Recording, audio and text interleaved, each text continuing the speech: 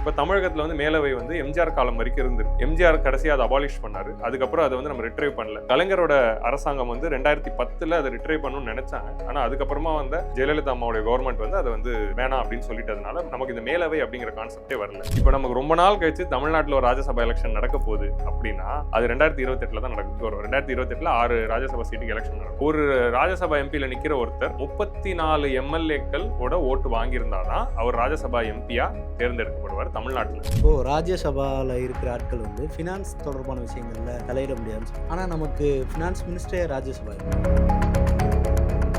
ராஜ்யசபால இப்ப எம்எல்ஏக்கள் தேர்ந்தெடுத்து அவங்கள ராஜ்யசபாக்கு அனுப்புறாங்க. களத்துல இங்க தமிழ்நாட்டுல எந்த விஷயங்களை அவங்க ஹேண்டில் பண்ணி அங்க கொண்டு போவாங்க? ராஜ்யசபா எம்பி வந்து ஸ்டேட்டை தான் ரெப்ரசென்ட் பண்றாங்க. தமிழ்நாடு ஆஸ் அ ஹோலை தான் வந்து அவங்க ரெப்ரசென்ட் பண்ணுவாங்க. தமிழ்நாடோட ஆஸ் அ ஹோல் கோரிக்கையா தான் அவங்க வந்து பேச. தேவையற்ற ஒரு அவையாவோ பவர் கம்மியா இருக்கோ அப்படிங்கிற கேள்வி வந்து வருது. முதல்ல நான் எனக்கு ஒரு என்னைக்குமே ஒரு ஆதங்கம், ஏன் 100% அட்டெண்டன்ஸ் இல்லை? உங்களுக்கு ஒன்று புரியுதா? ஏன் காலியா இருக்கு சேரலாம்? ஏன் காலியா இருக்குன்னா எம்பியே வந்து அட்டன் பண்ண மாட்டாங்க. என்ன கேட்டீங்கன்னா இந்த எம்பிங்களுக்கு இந்த லோக்சபா ராஜ்யசபா அட்டன் பண்றதோட வேற என்ன வேலை இருக்கு? லோக்சபாவில் வந்து அவங்க கட்சி நடவடிக்கை மேலே எடுத்தால் தகுதி நீக்க பண்ணுறாங்க. அதே மாதிரி ராஜ்யசபாவில் பண்ண முடியுமா? ஏன்னா இப்போ ஓட்டு போட்டு 34 எம்எல்ஏ ஓட்டு போடுறாங்க, அது நடவடிக்கை பாயுமா? ஆக்சுவலி இது ஒரு இன்ட்ரெஸ்டிங் கொஸ்டின். இந்த கட்சி தாவல் தடை சட்டம் ஜேசிடி பிரபாகர் தான் முடிவு பண்ண போறார். ஸ்பீக்கர் ஆஃப் தி ஹவுஸ் தான் முடிவு பண்ணுவார். ஸ்பீக்கர் வந்து நடுநிலையா இருந்து முடிவு பண்ணும். ஸ்பீக்கர்கள் இந்தியாவில் பாராளுமன்றத்திலையும் சரி சட்டசபையிலையும் சரி நடுநிலையா இருந்து பல வருஷம் ஆகுது.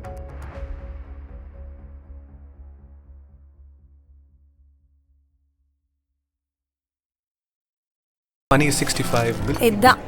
இது மட்டும்தான். பனியன்னா Milky Mist, only Milky Mist. Aachi Masala. எந்த சமையலும் ருசி தேடும் ரகசியம். 20 ரூபாய். தி டிபேட் நேயர்களுக்கு வணக்கம். இது அரசியல் பழகு. சமீபத்தில் அதிமுக மாநிலங்களவை உறுப்பினர் சி வி சண்முகம் தமிழ்நாடு சட்டமன்ற தேர்தலில் போட்டியிட்டு வெற்றி பெற்றதுனால தன்னுடைய மாநிலங்களவை பதவியை ராஜினாமா செஞ்சிருந்தாரு.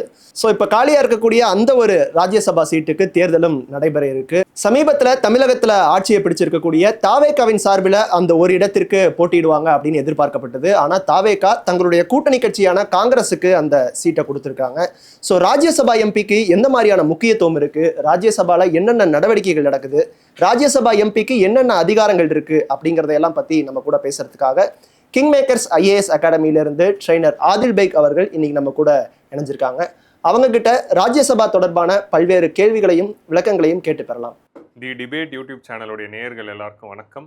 இன்னைக்கு நம்ம வந்து ராஜ்யசபா அண்ட் அதோடைய முக்கியத்துவம், அதோட ரோல் பார்க்க போறோம். இன்னைக்கு ராஜ்யசபாவோட சீட் வேகன்சி ஆயிருக்கு. சி வி சண்முகம் அவர்கள் ரிசைன் பண்ணதுனால அந்த வேகன்சி சீட்டுக்கான எலெக்ஷன் நடக்கிறப்போ அந்த சீட்டில் வந்து ஒரு சீட்டுக்கான எலெக்ஷன் இருக்கிறப்போ ஆப்வியஸ்லி அது வந்து டிவிகேக்கு தான் போகும்.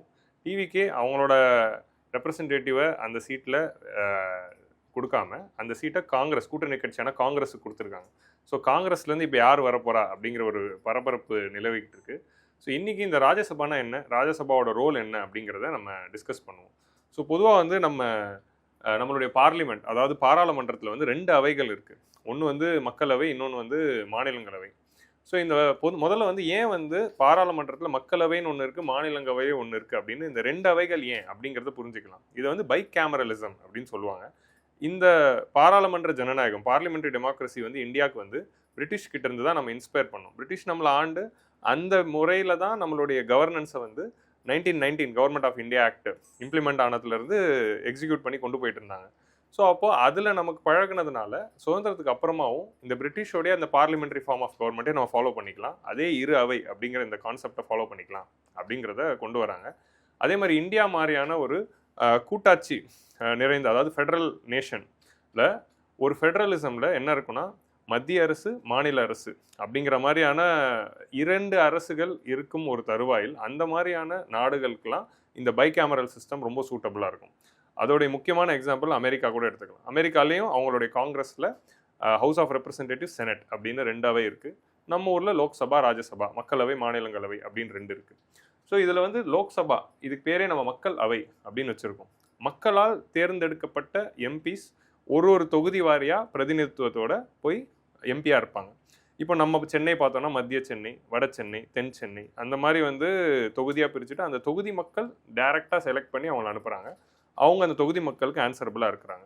அவங்களோட பிரதிநிதியாக அங்கே இருக்கிறாங்க. அதில் நமக்கு 39 சீட் இருக்குது. மக்களவையில் 543 சீட் இருக்குது. ஆனால் அதுவே வந்து ராஜ்யசபா அப்படின்னு பார்த்தீங்கன்னா இதை வந்து மேலவைன்னு சொல்லுவாங்க, அப்பர் ஹவுஸ்ன்னு சொல்லுவாங்க, ஹவுஸ் ஆஃப் எல்டர்ஸ், மூத்த நபர்களுடைய ஹவுஸ் அப்படின்னு கூட சொல்லுவாங்க. ஸோ இந்த ராஜ்யசபாங்கிற கான்செப்ட் வந்து எதுக்கு வந்ததுன்னா, இங்கே தான் ஃபெடரலிசம்க்கு வரும், நம்ம கூட்டாட்சி தத்துவத்துக்கு வரும். இப்போது நம்மளுடைய பார்லிமெண்ட்டுக்கு வந்து சட்டத்தை இயற்றுறதுக்கான பவர் எதுலலாம் இருக்குது அப்படின்னு நம்ம அந்த பாயிண்ட்டுக்குள்ளே இப்போ போகிறோம். நம்மளுடைய கான்ஸ்டியூஷன் வந்து இந்த மாதிரி கூட்டாட்சி ஜனநாயகம் இருக்கிற நாடுகள், ஃபெடரல் டெமோக்ரஸி இருக்கிற நாடுகளில் மத்திய அரசு மாநில அரசு அப்படின்னு 2 அரசும் ஆளக்கூடிய இந்த டைமில் பவர்ஸ் அண்ட் ஃபங்க்ஷன்ஸை வந்து 3 லிஸ்ட்டாக பிரிக்கிறாங்க. அதாவது union list, state list, concurrent list அப்படின்னு 3ஆக பிரிப்பாங்க. அதில் வந்து ஒன்றிய அரசுடைய பட்டியல் என்ன, மாநில அரசுடைய பட்டியல் என்ன அப்படின்னு பிரித்து 2 பேருமே கூட்டாக இம்ப்ளிமெண்ட் பண்ணக்கூடிய கன்கரண்ட் லிஸ்ட்டோட பட்டியல் என்ன அப்படின்னு சொல்லி பவர்ஸை பிரிக்கிறாங்க. அப்படி பிரிக்கிறப்போ பார்லிமெண்ட்டுக்கு எதில் பவர் இருக்குது அப்படின்னு பார்த்தீங்கன்னா, இந்த மத்திய அரசுக்கு எதெல்லாம் எந்தெந்த ஏரியாஸ்லாம் ஒதுக்கியிருக்காங்களோ அதில் சட்டம் இயற்றதான் பவர் இருக்குது. அதை தாண்டி நமக்கு வந்து இந்த 3 லிஸ்ட்லையுமே கன்கரண்ட் லிஸ்ட்லையுமே ஒரு பார்லிமெண்டால லா இயக்க முடியும்.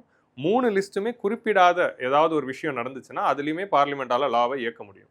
அதை தாண்டி பார்லிமெண்ட்டுக்கு வந்து கான்ஸ்டியூஷனல் அமெண்ட்மெண்ட் பவரும் இருக்குது. நம்மளுடைய அரசியலமைப்பு சட்டத்தையே திருத்தி எழுதுறதுக்கான பவரையும் நம்ம கொடுக்குறோம். இந்த மாதிரியான யூனியன் லிஸ்ட்லையும் கன்கரண்ட் லிஸ்ட்லையும் கான்ஸ்டியூஷனல் அமெண்ட்மெண்ட் லிஸ்ட்லையுமே லா போடுற பவர் பார்லிமெண்ட்டுக்கு இருக்கிறப்போ, அந்த லா வந்து மாநிலங்களுடைய பவரையோ மாநிலங்களுடைய உரிமைகளையோ பறிக்காத வண்ணம் இருக்கணும். ஏன்னா வந்து என்ன ஆகிடும்னா, ஒரு ஸ்ட்ராங் சென்டர் இருக்கிறப்போ ஆட்டோமேட்டிக்காக அவங்க எந்த லா வேணால் பாஸ் பண்ணி மாநிலங்களோட எந்த பவரை வேணால் எப்போ வேணால் எடுத்துக்கலாம். அப்போது மாநிலங்கள் அனைத்துக்குமே பிரதிநிதித்துவம் இருக்கணும். மாநிலங்கள் எல்லா தரப்பும் அவங்களோட ஒப்பீனியன் பேஸ் பண்ணி தான் மத்தியில் லா பாஸ் பண்ணணும். அதே மாதிரி வந்து மத்தியில் போடுற லா வந்து மாநிலங்கள் பட்டியலிருந்து எதுவுமே தலையிடாமல் இருக்கணும். அதே மாதிரி கான்ஸ்டியூஷனல் அமெண்ட்மெண்ட், இப்போ நம்ம அரசியலமைப்பு சட்ட திருத்தம் கொண்டு வரும்போது அந்த திருத்தங்களில் மாநிலங்களோட உரிமையை குறைக்கிறது, இல்லை அவங்களோட சீட்ஸை ஏற்றுறது இறக்குறது, இந்த மாதிரியான விஷயங்கள்லையுமே வந்து ஒரு செக் இருக்கணும். அப்படிங்கிறதுனால இந்தியாவில் இருக்கிற 28 மாநிலங்களும் 3 யூனியன் டெரிட்டரிஸ்க்கு தான் இங்கே கொடுத்துருக்கேன். ஏன்னா 3 யூனியன் டெரிட்டரிஸ்க்கு தான் சட்டசபை இருக்குது, பாண்டிச்சேரி, டெல்லி அண்ட் இப்போ ஜம்மு அண்ட் காஷ்மீர்.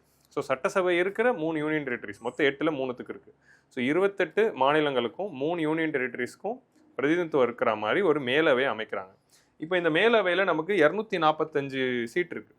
இந்த 245 சீட்டில் 233 சீட் வந்து டைரெக்டாக ஸ்டேட்ஸும் யூனியன் டெரிட்டரிஸும் ரெப்ரசென்ட் பண்ணுறாங்க.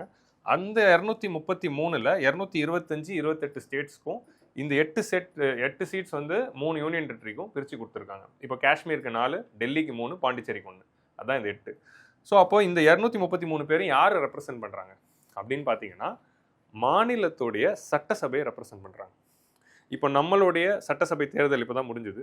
இந்த சட்டசபை தேர்தலில் நம்ம 234 எம்எல்ஏவை வச்சுருக்கோம். அப்போது ஒரு மாநில அரசுடைய அந்த சட்டசபையை மத்திய சட்டசபையில் பிரதிநிதித்துவம் கொண்டு வரதுக்காக தான் இந்த மாநிலங்களவை அப்படின்னு உருவாக்கியிருக்காங்க. இப்போது பார்லிமெண்ட்டில் மக்களவையில் இப்போ கரண்ட் கவர்மெண்ட் ஒரு பில் கொண்டு வராங்க, ஒரு சட்டம் கொண்டு வராங்க அப்படின்னா அந்த பில் லோக்சபாவில் பாஸ் பண்ணி அந்த பில் நெக்ஸ்ட் வந்து ராஜ்யசபாவுக்கு போகும். ராஜ்யசபாவில் இருக்கிற எம்பிஸ்லாம் யாரை ரெப்ரசென்ட் பண்ணி ஓட் பண்ணுறாங்கன்னா, தன்னுடைய மாநிலத்தோட சட்டசபையை ரெப்ரசென்ட் பண்ணி தான் ஓட் பண்ணுறாங்க. ஸோ அப்போ இந்த மாதிரி இருக்கிறப்போ 28 மாநிலங்களுடைய சட்டசபையோட குரலாக அமைக்கணும் அப்படிங்கிறதுனால தான் அதுக்கு மாநிலங்களவை அப்படின்னு பேர் வந்துச்சு. ஹிந்தியில் வந்து மாநிலத்துக்கு ராஜ்ய அப்படிங்கிற பேருக்கு தான் ராஜ்யசபா. ஹிந்தியில் வந்து மக்களுக்கு லோக் அப்படிங்கிறதுனால லோக்சபா அப்படிங்கிற இந்த பேர் வருது. ஸோ இந்த ராஜ்யசபாங்கிறது வந்து ஒரு செக்கிங் ஹவுஸ், ஒரு கரெக்ஷன் ஹவுஸ். லோக்சபா இன்கேஸ் எக்ஸஸில் போச்சுன்னா அந்த லாவை செக் பண்ணுறதுக்கும் கரெக்ஷன் பண்ணுறதுக்கும் அப்படிங்கிற இந்த லாஜிக்கில் தான் இந்த பை கேமரல் செட்டப் கொண்டு வராங்க. இந்த பை கேமரல் செட்டப் சென்டரில் இருக்குது. ஆனால் ஸ்டேட் லெவலில் பார்த்தீங்கன்னா யூனிகேமரல் தான், ஒரு அவை தான் இருக்குது. தமிழ்நாட்டுக்கெலாம் பார்த்தா ஒரு அவை தான் இருக்குது. ஆனால் கான்ஸ்டியூஷனில் என்ன ஒரு இடம் கொடுத்துருக்காங்கன்னா, மாநிலங்களும் வேணும்னா அவங்களுடைய சட்டசபைக்கும் மேலவை அமைச்சுக்கலாம் அப்படிங்கிற உரிமையை வந்து கொடுத்துருக்காங்க. அது வந்து ஆப்ஷனல் தான், வேணும்னா மேலவை வச்சுக்கலாம், வேணான்னா விட்டுறலாம். இப்போ தமிழகத்தில் வந்து மேலவை வந்து எம்ஜிஆர் காலம் வரைக்கும் இருந்திருக்கு, 1986 வரைக்கும் இருந்தது. எம்ஜிஆர் கடைசியாக அதை அபாலிஷ் பண்ணார். அதுக்கப்புறம் அதை வந்து நம்ம ரிட்ரைவ் பண்ணல.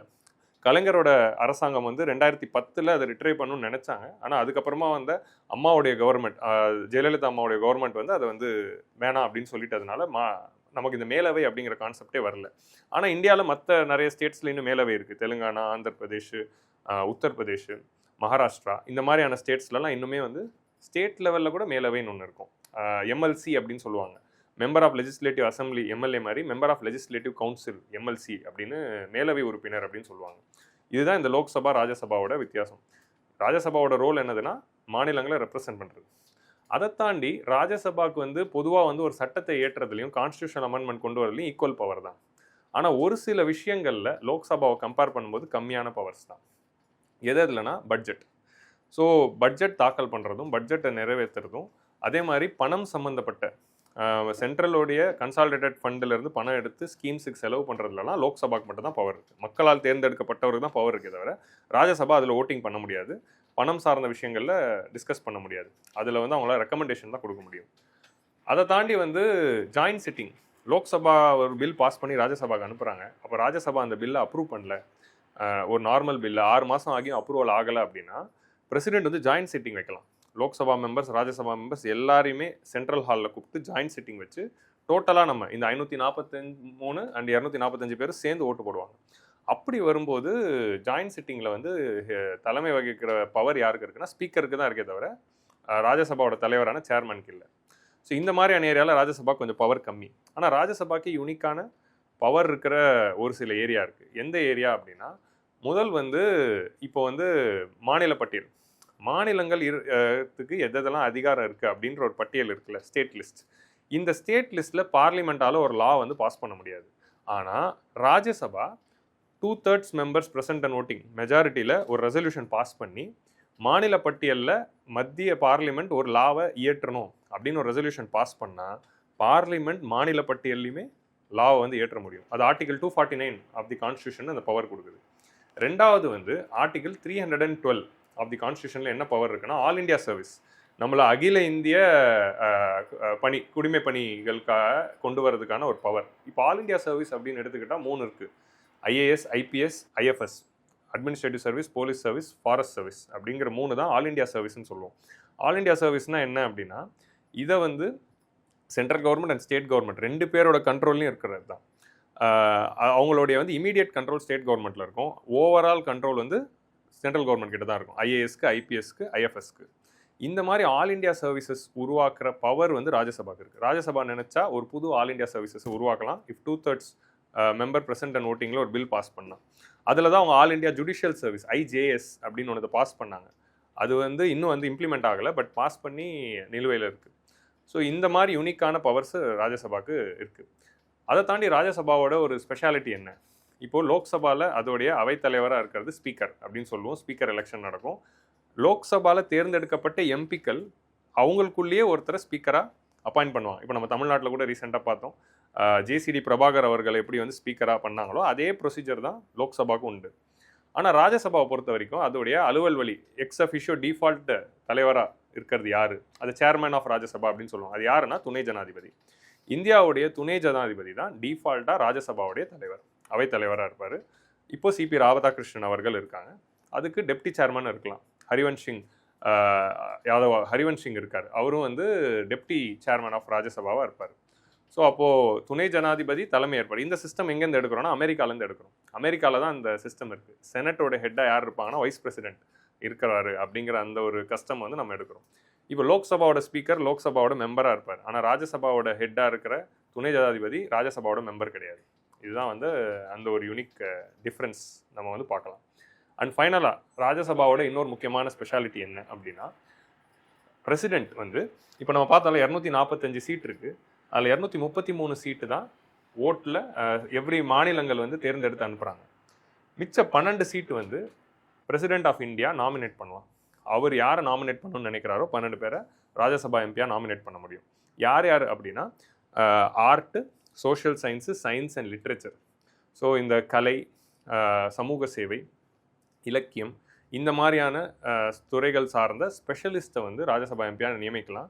ஏன்னா இப்போ வந்து ஒரு சில ஃபீல்டு எக்ஸ்பர்ட்ஸ் வந்து ஓட்டு அரசியலில் வந்து நின்று எலெக்ஷனில் நின்று ஜெயிச்சு அரசியல்வாதியாக இருக்க மாட்டாங்க. பட் அவங்களோட பிரதிநிதித்துவம் தேவை, அவங்களோட குரல்களும் தேவை. அப்போ அந்த மாதிரியான டைமில் அவங்கள ஓட்டு அரசியலுக்குள்ளே அனுப்பாமல் டைரெக்டாக பிரசிடென்ட் அப்பாயிண்ட் பண்ணலாம். அப்படி தான் தமிழ்நாட்டிலேருந்து இப்போ திரு இளையராஜா அவர்கள் ராஜ்யசபா எம்பியாக இருக்கார். அதுக்கு முன்னாடி பார்த்தீங்கன்னா தமிழ்நாடோட ஒரு சீனியர் மோஸ்ட் லாயர் பராசரன் அவர்கள் இருந்திருக்கார். இந்த மாதிரி பல பேர், சினிமா நடிகை ரேகா அவர்கள், இவங்களெல்லாம் வந்து பார்த்திங்கன்னா ராஜ்யசபா எம்பியாக வந்து நாமினேட் பண்ணுவாங்க. சுப்பிரமணிய சாமியும் வந்து நாமினேட் தான் பண்ணியிருந்தாங்க. ஸோ இந்த மாதிரி வந்து டைரெக்டாக பிரசிடென்ட் நாமினேட் பண்ணலாம் 12 பேர். ஸோ இதான் வந்து ராஜ்யசபா பற்றின ஒரு brief overall view. Rajya Sabha MP எப்படி சார் தேர்ந்தெடுக்கப்படுறாங்க? ஏன்னா லோக்சபா வந்து நாங்கள் ஓட்டு போடுறோம், ராஜ்யசபா எம்பி எப்படி தேர்ந்தெடுக்கலாம், அந்த முறை எப்படி சார் நடக்குது? ஓகே, ராஜ்யசபா எம்பியோட எலெக்ஷன் வந்து ஒரு யூனிக் பேட்டர்ன். அதை வந்து நம்ம என்ன சொல்லுவோம்னா proportional representation based on single transferable vote ballot system அப்படிங்கிற ஒரு சிஸ்டம் மூலமாக எலெக்ட் பண்ணுவாங்க. ஸோ பொதுவாக வந்து ராஜ்யசபா வந்து it's a permanent house. Lok Sabha அப்படிங்கிறது மக்களால் தேர்ந்தெடுக்கப்படுறாங்க. 5 வருஷத்துக்கு ஒரு வாட்டி லோக்சபா மாறும். 5 வருஷத்துக்கு ஒரு எலெக்ஷன் நடக்கும், புது லோக்சபா வரும். நம்ம ஸ்டேட்லையும் எம்எல்ஏவும் 5 வருஷத்துக்கு ஒரு வாட்டி பண்ணுறோம். அப்போ 5 வருஷத்துக்கு ஒரு வாட்டி கலையலாம். இப்போ என்னதுன்னா பிரசிடென்ட் நினச்சா எப்போ வேணால் கலைக்கலாம், பிரைம் மினிஸ்டர் நினச்சா எப்போ வேணால் லோக்சபாவை கலைக்கலாம். ஆனால் ராஜ்யசபா பர்மனன்ட் ஹவுஸ். இது வந்து யாரும் கலைக்க முடியாது. என்றைக்குமே ராஜ்யசபா இருக்கும். ராஜ்யசபா இல்லாமல் ஒரு காலகட்டமே இருக்காது. லோக்சபா இல்லாமல் ஒரு காலகட்டம் இருக்கும் when it is dissolving. But Rajya Sabha என்றைக்குமே இருக்கும். ஏன்னா எப்போவுமே பார்லிமெண்ட் இருக்கணும் அப்படிங்கிற அந்த ஐடியாவில் தான் அந்த பர்மனன்ட் ஹவுஸாக கொண்டு வராங்க. ஸோ அப்போ இதோட கான்செப்ட் என்ன அப்படின்னா, இது பர்மனன்ட் ஹவுஸாக இருக்கும்போது அப்போது ஒரு எம்பிக்கு 6 இயர்ஸ் பதவி காலம் இருக்கும். லோக்சபா எம்பிக்கு 5 வருஷம்னா இவங்களுக்கு 6 வருஷம். ஸோ இதோட கணக்கு எப்படி இருப்பாங்கன்னா, ஒவ்வொரு ஸ்டேட்டுக்கும் அவங்களோட பாப்புலேஷனுக்கு ஏற்ற மாதிரி சீட்ஸ் கொடுத்துருக்காங்க. இப்போ ஃபார் எக்ஸாம்பிள் தமிழ்நாட்டுக்கு வந்து 18 சீட் இருக்குது, யூபிக்கு வந்து 31 சீட் இருக்குது, இந்த மாதிரி வெஸ்ட் பெங்காலுக்கு 16 சீட் இருக்குது. இந்த மாதிரி வந்து ஒரு ஸ்டேட்டுக்கு ஒரு சீட் அலோகேஷன் கொடுத்துருக்காங்க. ஒவ்வொரு லோக்சபாவோட இந்த 233 பேர் இருக்காங்களே, இந்த 233 பேரும் எவ்ரி 2 இயர்ஸ்க்கு ஒரு வாட்டி 1/3 ஆஃப் தி மெம்பருக்கு பதவி காலம் போகும். இது எப்படின்னா ஸ்டாகர்டாக வச்சுருக்காங்க. அதாவது எவ்ரி 2 இயர்ஸ்க்கு 1/3க்கு சீட்டுக்கு எலெக்ஷன் நடக்கிற மாதிரி டிசைன் பண்ணியிருக்காங்க. இப்போ இதை சிம்பிளாக புரிஞ்சுக்கணும்னா, தமிழ்நாடுக்கு 18 சீட் இருக்கா, இந்த 18 சீட்டுமே எவ்ரி 2 இயர்ஸ்க்கு 6 எம்பியோட சீட் வேக்கண்ட் ஆகும். இப்போ நம்மளுடைய அடுத்த ராஜ்யசபா எலெக்ஷன் எப்போ வரும்னா 2028 வரும். இப்போ 2026 ஒரு 6 சீட் வேக்கண்ட் ஆச்சு. இதில் தான் நம்ம பார்த்தோம் டிஎம்டிகேவோட ஒரு பிரதிநிதி வந்து போனார், காங்கிரஸ்லேருந்து ஒருத்தர் போனார், திமுகலேருந்து திருச்சி சிவா அவர்கள்லாம் போனாங்களே. 2026 நடந்த எலெக்ஷனில் தான் 6 சீட்டுக்கு போச்சு. அடுத்த 6 சீட்டு எப்போ வேக்கண்ட் ஆகும்னா 2028 ஆகும். அப்போது ஒரு 6 சீட்டுக்கு தனியாக எலெக்ஷன் நடக்கும். ஸோ அப்போ நம்மளோட 18 சீட்டை 6 அப்படின்னு சொல்லி எவ்ரி 2 இயர்ஸ் 1/3 ஆஃப் தி மெம்பர்ஸ்க்கு வேக்கண்ட் ஆகிட்டே வரும். அதுக்கு எலெக்ஷன் வந்து வைப்பாங்க. இதோட ஓட்டிங் பேட்டர்ன் எப்படி அப்படின்னா, இப்போ நம்மளோட தமிழ்நாடே நான் எக்ஸாம்பிளாக வச்சுட்டு சொல்கிறேன். தமிழ்நாட்டுக்கு மொத்தம் வந்து இப்போது 18 சீட் இருக்குது. இந்த 18 சீட்ஸில் வந்து 6 சீட்டுக்கு தான் அட் அ டைம் எலெக்ஷன் நடக்கும். இப்போ அடுத்த 6 இப்போ அந்த 6 சீட்டுக்கு எலெக்ஷன் நடக்கிறப்போ ஒருத்தர் வந்து ராஜ்யசபா எம்பியாக தேர்ந்தெடுக்கணும்னா பேசிக் கோட்டா ஆஃப் ஓட்ஸ் வந்து அவங்க வாங்கணும். ஸோ பேசிக் கோட்டா ஆஃப் ஓட்ஸ்னால் டோட்டலாக வந்து ராஜ்யசபா எம்பிக்கு ஓட்டிங் யார் பண்ணுவா அப்படின்னா எம்எல்ஏக்கள் தான். இப்போ நான் ஆல்ரெடி சொன்னேன், இவங்கெல்லாம் வந்து எம்எல்ஏவோட ரெப்ரசன்டேட்டிவ்ஸ் தான், நம்மளுடைய சட்டசபையோட ரெப்ரசன்டேட்டிவ் தான். அப்போ 234 எம்எல்ஏ நம்ம வச்சுருக்கோம்ல, இந்த 234 எம்எல்ஏவோட தான் வந்து தேர்ந்தெடுத்து ராஜ்யசபா எம்பியை செலக்ட் பண்ணி அனுப்ப போகிறாங்க. இந்த 234 எம்எல்ஏ தான் இப்போ வாக்காளர்கள் ராஜ்யசபா எலெக்ஷனில். இப்போ இதில் எப்படி வந்து வாக்குப்பதிவு நடக்குன்னா பேலட் சிஸ்டம் அப்படின்னு சொல்லுவாங்க. இந்த பேலட் சிஸ்டமை பொறுத்த வரைக்கும் இப்போ வந்து இதோட பேலட் எப்படி இருக்குன்னா, லிஸ்ட் இருக்கும், எத்தனை பேர் நிற்கிறாங்களோ அத்தனை பேரோட பேரும் வந்து லிஸ்ட்டு போட்டுருவாங்க. இப்போ நம்ம சொல்கிறோம் 2028 போகிறோம், 6 சீட் வேக்கண்ட் ஆகுது. அந்த 6 சீட் வேகன்சி ஆனோன்னா அப்போ 6 சீட்டுக்கு ராஜ்யசபா எலெக்ஷன் நடக்க போகுது. அப்போ 6 பேர் வந்து வேட்புமனு தாக்கல் செஞ்சால் அன்னப்போஸ் தான் 6 பேரையுமே எடுத்துருவாங்க. இன்கேஸ் 7 பேர் நிற்கிறாங்க இல்லை 8 பேர் நிற்கிறாங்க அப்படின்னா என்ன ஆகும்னா, ஒவ்வொரு எம்எல்ஏவும் வந்து ஓட்டிங் போடுறப்போ, இப்போ நம்ம பொதுவாக நம்ம ஓட்டு போடுறப்போ நமக்கு யார் விரும்புகிறோமோ அது ஒருத்தருக்கு தான் ஓட்டு போட முடியும். இங்கே ப்ரிஃபரன்ஸ் கொடுக்கணும். இப்போ எப்படி இருக்குன்னா, இப்போ வந்து தாவேகா சார்பாக 3 பேர் நிற்கிறாங்க அப்படின்னா தாவேகாவோட எம்எல்ஏலாம் எப்படி போடுவாங்க, ஃபஸ்ட்டு என்னோட முதல் ஓட்டு வந்து இந்த தாவேகாவோட 3 பேரை தான் ஃபஸ்ட்டு 3 ப்ரிஃபரன்ஸாக போடுவாங்க. மிச்ச 2 ப்ரிஃபரன்ஸில் தான் மற்றவங்கள வந்து அவங்க ஃபில்அப் பண்ணுவாங்க. அந்த மாதிரி அவங்க தன்னோட ப்ரிஃபரன்ஸ் ஆர்டரில் தான் வந்து செலக்ட் பண்ணும். 6 பேர் எலெக்ஷனில் நிற்கிறாங்கன்னா 6 பேருக்குமே ஃபஸ்ட் ப்ரிஃபரன்ஸ் யார், செகண்ட் ப்ரிஃபரன்ஸ் யார், தேர்ட் ப்ரிஃபரன்ஸ் யார், ஃபோர்த் யார், ஃபிஃப்த் யார், சிக்ஸ்த் யார் அப்படின்னு தன்னுடைய ப்ரிஃபரன்ஸ் வந்து கொடுக்கணும். அப்படி ப்ரிஃபரன்ஸ் கொடுத்து அதில் ஃபஸ்ட்டு ப்ரிஃபரன்ஸ் அதிகமாக வாங்கினவங்க வந்து யாருன்னு எடுப்பாங்க. அதில் அவங்க ஒரு பேசிக் கோட்டா வந்து வாங்கியிருக்கணும். அந்த கோட்டாவோட ஃபார்முலா என்ன அப்படின்னா, total votes divided by number of seats +1 and whole +1 அப்படிங்கிறது தான் ஃபார்முலா. இப்போ தமிழ்நாட்டில் மொத்தம் வந்து 234 பேர் தான் டோட்டல் ஓட்ஸ். எத்தனை பேர் ஓட்டு போட போகிறாங்கன்னா 234 பேர் தான் எம்எல்ஏ தான் ஓட்டு போட போகிறாங்க. வேகன்சியான சீட் வந்து 6 பேருக்கு நடக்க போகுது. +1 போட்டுருவாங்க. So divided by 7 total value +1 வரும். ஸோ இதோட வேல்யூ வந்து பார்த்தீங்கன்னா 33 சில்லரை வரும். +1 போட்டதுனால 34 ஆயிடும்.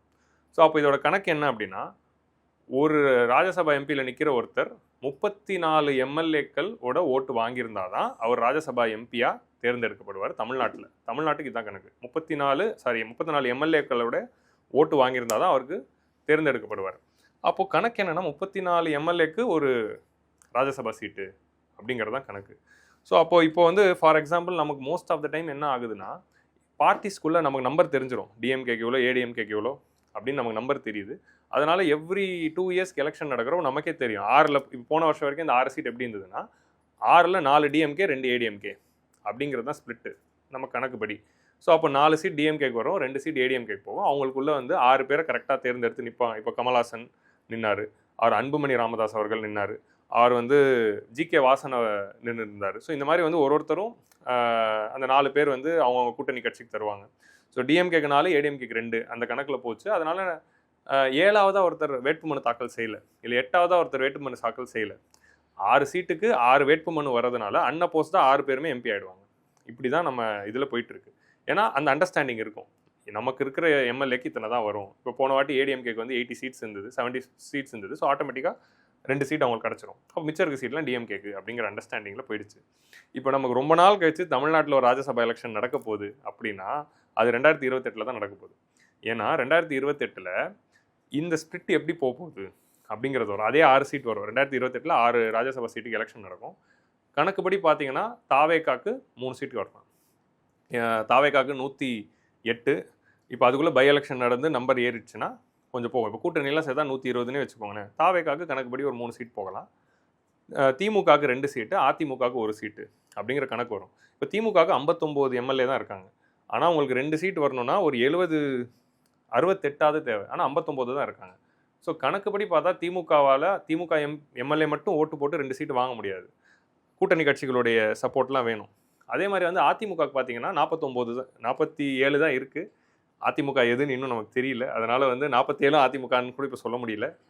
ஆனால் இப்போ அதிமுக கணக்குப்படி பார்த்தா 1 சீட்டு தான் கிடைக்கும். ஆனால் எக்ஸ்ட்ராவாக அவங்களோட 34 தாண்டி எக்ஸ்ட்ராவாக அதிமுக கிட்ட இருக்கிறது 13 சீட்டு. ஸோ அந்த எக்ஸ்ட்ரா 13 சீட்டு அதிமுக கிட்ட இருக்குது. ஆனால் டிஎம்கேக்கு ஒரு 13 டெஃபிசிட் இருக்குது கரெக்டாக 2 சீட் வாங்குறதுக்கு. ஸோ அப்போ வந்து அவங்களுக்குள்ள ஒரு understanding, DMK, ADMK and TVK, இவங்க 3 பேருக்குள்ள அண்டர்ஸ்டாண்டிங் வந்துருச்சுன்னா 3 டிவிகேக்கு போகும், 2 டிஎம்கேக்கு போகும், 1 வந்து அதிமுகக்கு போகும். இன்கேஸ் வந்து டிவிகே வந்து எனக்கு 4 வேணும் அப்படின்னு கேட்டுட்டாலோ, இல்லை வந்து டிஎம்கே எனக்கு 3 வேணும் அப்படின்னு சொல்லி 3 பேர் வேட்புமனு தாக்கல் பண்ணிட்டாங்கன்னு வைங்களேன். இப்போ தாவேக்காலேருந்து 4 பேர் வேட்புமனு தாக்கல் பண்ணிட்டாங்க, டிஎம்கேலேருந்து 3 பேர் பண்ணிட்டாங்க, ஏடிஎம்கேலேருந்து ஒருத்தர் பண்ணிட்டாரு. அப்படின்னு வரும்போது நமக்கு 7 பேர் இப்போது போட்டிக்கு வந்துட்டாங்க. ஸோ அப்போது வந்து 4, 3, 7, 8 பேர் இப்போ வந்து நிற்கிறாங்க. ஆனால் சீட்டு வந்து 6 தான் இருக்குது. ஸோ அப்போ உங்களுக்கு கணக்கு புரியுதா?